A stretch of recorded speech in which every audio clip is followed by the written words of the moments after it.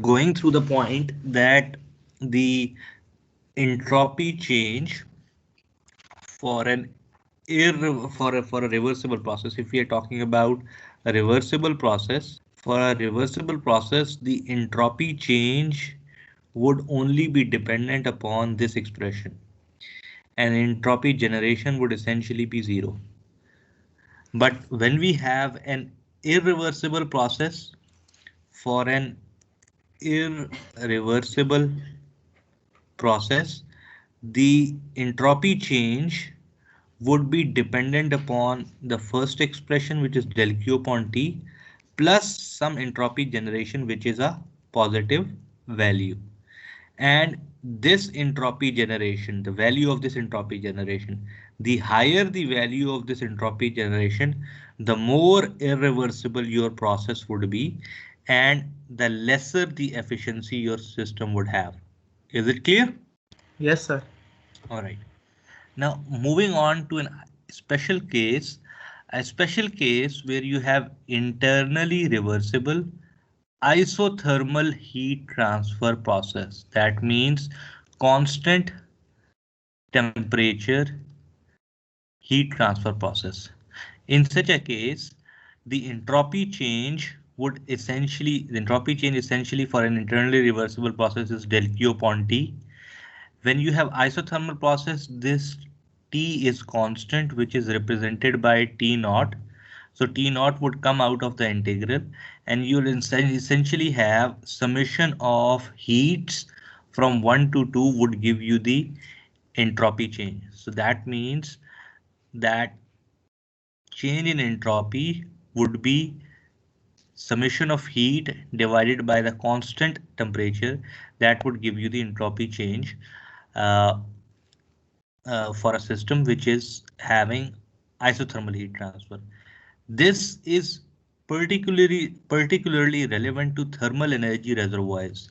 If you remember, by giving it by thermal reservoirs are defined as reservoirs, they provide heat or they consume heat without change in their temperatures. So whenever a heat interaction is taking place with thermal energy reservoirs, you can express the entropy change of that reservoir with regards to the heat supplied by or the heat uh, accepted by the reservoir divided by the temperature of the reservoir. Clear enough? Yes, sir. All right. Now, considering the increase of entropy principle for an isolated system, what do you have in an isolated system? In an isolated system, there is no energy or mass interaction. I'll write down the change in entropy expression, which is 1 to 2 del Q upon T for an internally reversible process plus entropy generation. Is this expression clear to you? Yes, sir. All right. For an isolated system, would there be energy or mass transfer taking place? No, sir. No. No, sir. So if there is no energy transfer taking place, del Q would be what? 0. That means this expression would essentially be zero. Yes, sir. So the entropy change for an isolated system would essentially be equal to entropy generation. Clear enough? Yes, sir. All right. Now, so it says the entropy change of an isolated system is equal to the entropy generation since Q is zero. And since entropy generation is never zero, the entropy generation or change in entropy would never be less than zero, which means for an isolated system, change in entropy would be equal to entropy generation. And entropy generation, you know from the previous lecture that it could either be positive or it could either be zero. So entropy generation would be greater than equal to zero. Clear enough? Yes, sir. All right. On to your left, there is an isolated system that has been defined. You have a system which is having heat interaction, work interaction, mass interaction, and then there is a surrounding. And above surrounding, there is a boundary that defines the boundary of isolated system in which there is no mass transfer, no heat transfer, no work transfer taking place. So if we talk about the isolated system could be splitted into the system and the surroundings, which means we can write that isolated system is a combination of system and surroundings. And in surroundings, you have all the surroundings that you have till you reach to the boundary of the isolated system. So you can say that entropy generation is equal to change in entropy of the total system, which is total isolated system, and total isolated system composes of the system itself. This is the system itself and the change in entropy of the surroundings. And this would be greater than equal to zero since entropy generation is greater than equal to zero. Clear? Yes, sir. All right. Now, entropy generation for a closed system with constant surrounding temperature, so that you have this system and you have surroundings which is having a constant temperature. So when you're talking about the component which is made up of system, you say that the entropy change of the system is mass multiplied by the change in entropy as the system goes from state 1 to state 2. So S2 minus S1 specific entropy multiplied by mass would give you the change in entropy of the system. And when you are talking about surroundings which is having constant temperature, you would say that the change in entropy of the surroundings is Q surroundings, the heat transfer divided by the constant temperature, which you have seen in the last slide.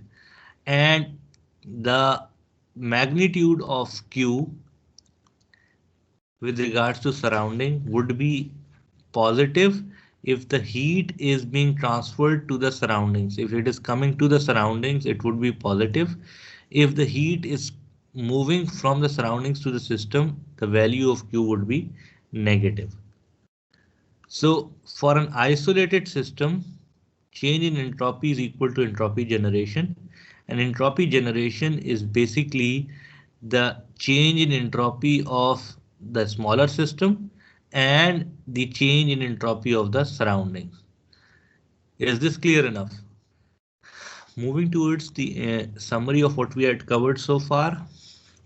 First thing, we looked into the Clause's inequality, which says that cyclic integral of del Q over T is less than equal to 0, where the equality sign represents reversible or internally reversible process, and the inequality sign represents an irreversible process.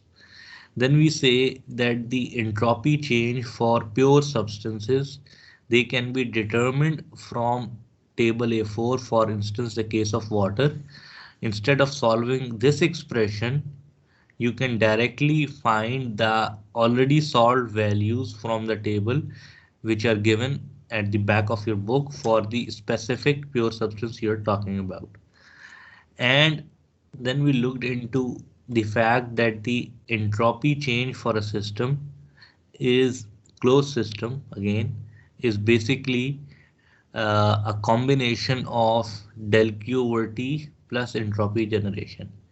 And this entropy generation could either be equal to 0 or it could be a positive value. It would be 0 for a reversible process and positive for an irreversible process. Then you looked into the entropy generation concept for an isolated system, and you said that the entropy generation of an isolated system is equal to the change in entropy of the total system, which is made up of systems and the surrounding and gives greater than equal to 0.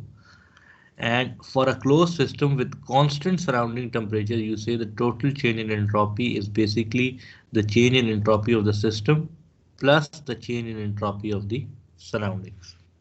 This is what we have covered so far.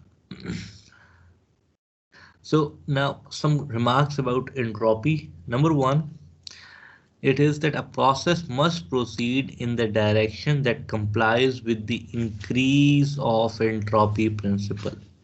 That is, entropy generation is greater than equal to zero.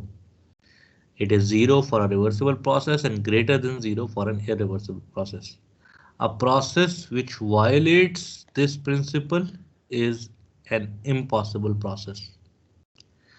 Secondly, it says that entropy is a non-conserved property. There is no such thing as conservation of entropy principle. Entropy is conserved during an idealized reversible process only. That means in that case, the entropy generation is zero. And it increases during all actual processes.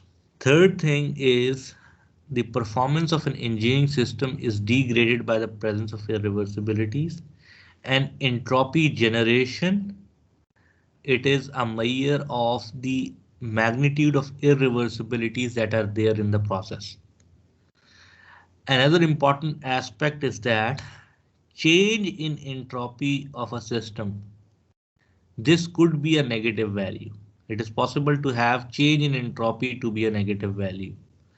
But entropy generation to be a negative value, this is not possible. Entropy generation, as the first point says, would either be zero for a reversible process or it would be a value greater than zero for an irreversible process. Moving on, some concepts about what is entropy. It is basically defined as the randomness of a system or randomness or the molecular disorder of substance is defined by entropy. That means if I move from solid to liquid to gas, the molecular disorder is increasing. And that's why the entropy of your phase is essentially increasing. So this brings us to the fact that pure crystals at a temperature T equals to 0 Kelvin would have an entropy equals to 0. It would be in an absolutely perfect manner assembled at that temperature. There would be no randomness in the system. So it says a pure crystalline substance at absolute zero temperature is in perfect order and its entropy is essentially zero. This is also the third law of thermodynamics. And you can assess this fact that entropy, higher entropy basically means less effective system. The more disorder is there in your life or in a thermodynamic system, the less effective would it be. For instance, if you have a trolley of carrying certain weight and you are randomly applying force in the opposite directions, this would basically uh, diminish the efforts made by these four persons. इनकी effort का कुछ ज़्यादा फायदा नहीं होगा. Disorganized energy would not create useful effect on how large the, no matter how large the energy content is. If it is disorganized, it would not yield fruitful results. So the higher the entropy of your system, the higher the disorderness of your system, the lower or the lesser the effectiveness of your system. Just to give you an insight of what is entropy about. Let us have a look at this numerical which says that a heat source which is at 800 Kelvin, it is losing heat at it is losing heat of 2000 kilojoules to a sink. Number one of the sink temperature is 500 Kelvin. The other sink temperature is 750 Kelvin. You have to determine which of the heat transfer process is more irreversible. So you have this as your system. It is losing heat to the surroundings. Your sink is your surrounding. So if you remember the expression for entropy, you say that change in entropy of your source is essentially heat released from the source divided by the temperature of the source. So this is minus 2000 kilojoules because the heat is leaving the high temperature source, which is at 800 Kelvin. So the change in entropy becomes minus 2.5, and the change in entropy of your sink is essentially the heat added to the sink divided by the temperature of the sink. So this would be 2000 kilojoules divided by 500 Kelvin. Together, these two would make up the entropy generation. Entropy generation is essentially change in total entropy, that is the entropy change of the source plus entropy change of the sink, and this would give you the entropy generation value to be 1.5. If you look at the other part, the change in entropy of the source remains the same since the temperature and the heat that is being released the same. But for the sink, since the temperature of the sink is different, you'll have the change in entropy of sink as plus 2.7. If you find out the entropy generation in this process, which is the total change in entropy of system, it is minus 2.5 plus 2.7, which comes out to be 0.2 kilojoules per Kelvin. So now out of these processes A and B, which of the process is more irreversible? A, sir. Definitely A. Very good. The higher the value of entropy generation, the higher would be the irreversibilities and the lower would be the efficiency. Have this concept in your mind clear. All right. Very good.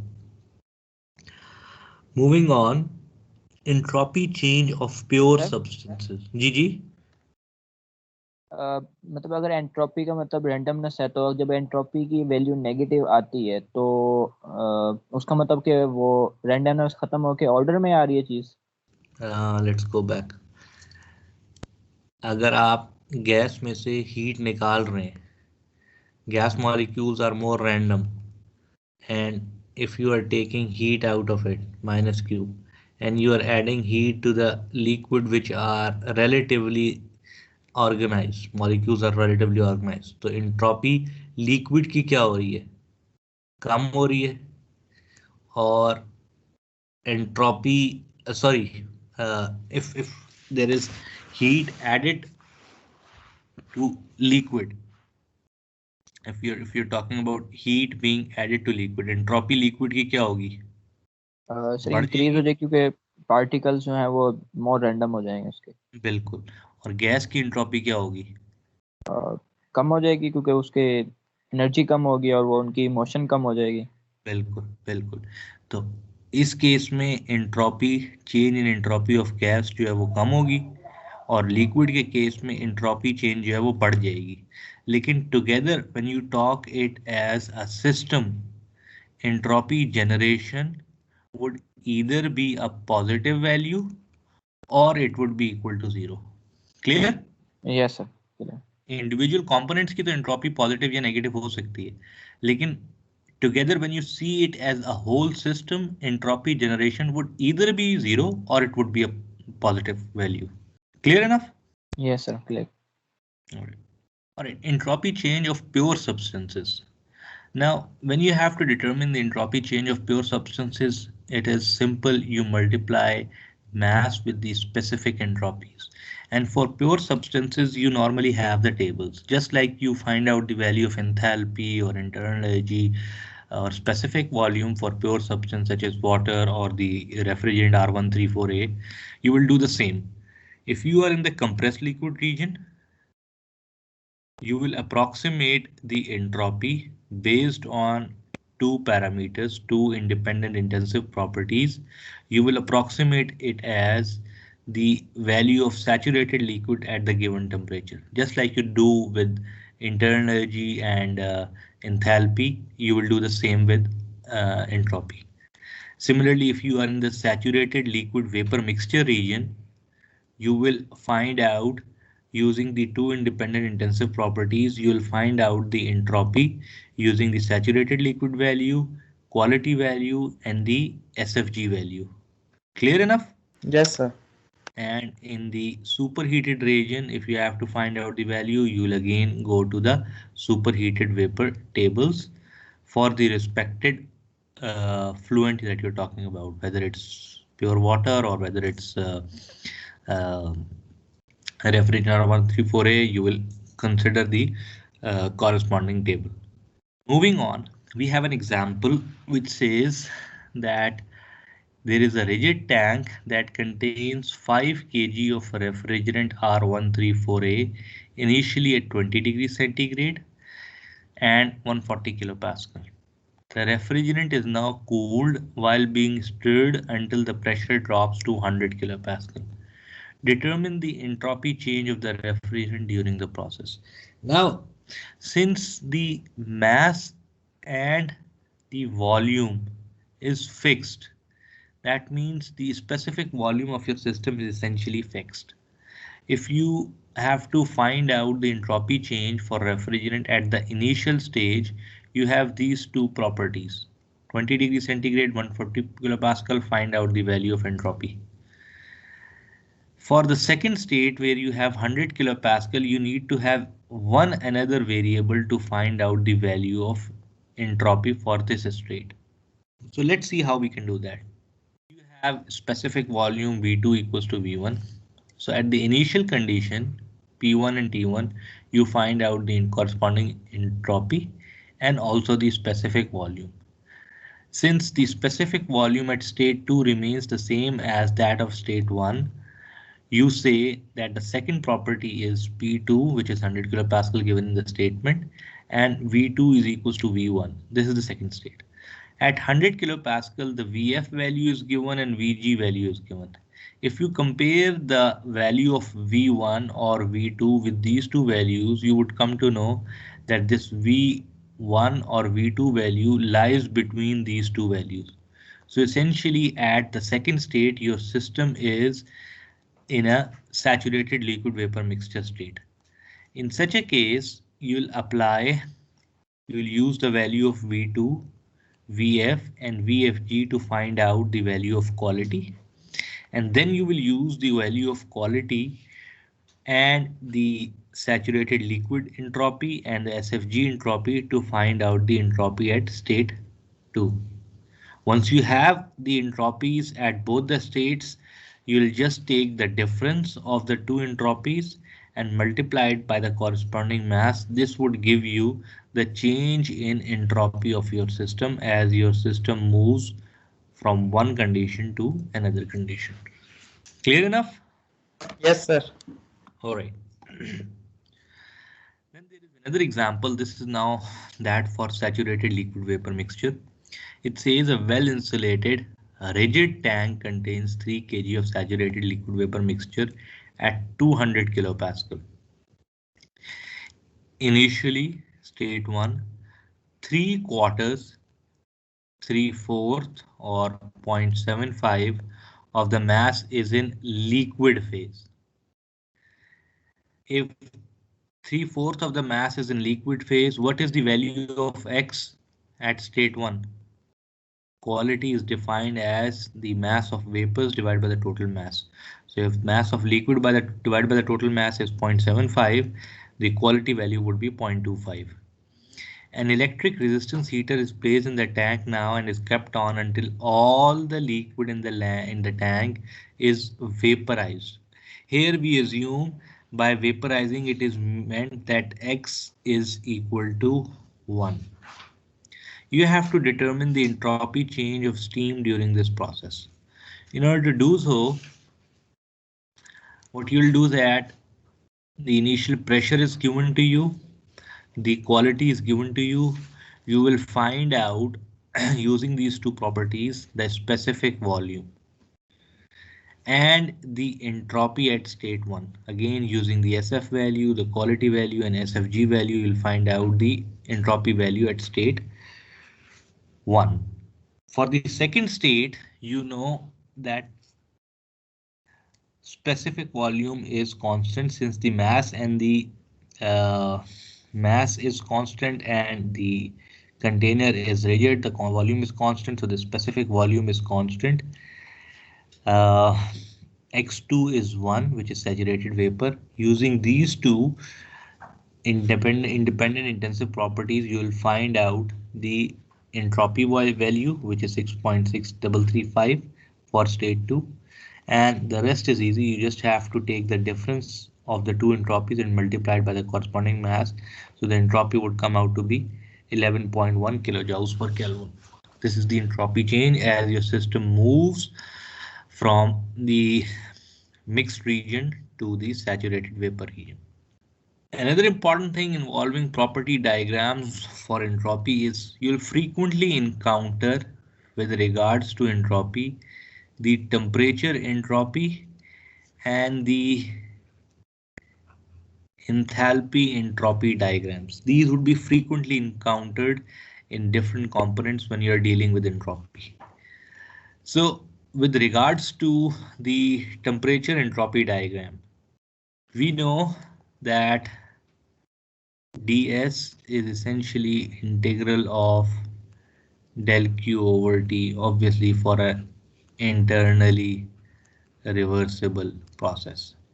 So if you have a temperature versus entropy plot, and this is the line, the small area dA, which is the representation of a small integration process, would essentially be equal to TdS. This is TdS would essentially be equal to small heat addition for the process. Now, if you integrate the complete curve, if you integrate the complete curve, you would essentially have, if you integrate TdS from 1 to 2, if you have 1 over here and 2 over here, this would give you the complete area, and this complete area would give you the heat supplied to the system as a result, or heat transfer taking place as a result of this process. So the area under a temperature entropy curve or a process on a temperature entropy property diagram would give you the heat. On a TS diagram, the area under the process curve represents the heat transfer for an internally reversible processes. So total heat transfer during an internally reversible process is essentially represented by this expression. This is in kilojoules if you have to express per unit mass. So you will have small q and small s, that would give you per unit mass change. And you are talking about isothermal heat transfer. You need, when you're talking about isothermal heat transfers, the temperature would essentially come out as a constant, and this would be T naught into delta S, which is Q internally reversible. Since you have constant temperature, you just need to have the change in entropy value to find out the heat. And for a specific case, you'll have T naught multiplied by delta S. This would give you per unit mass heat transfer that is taking place.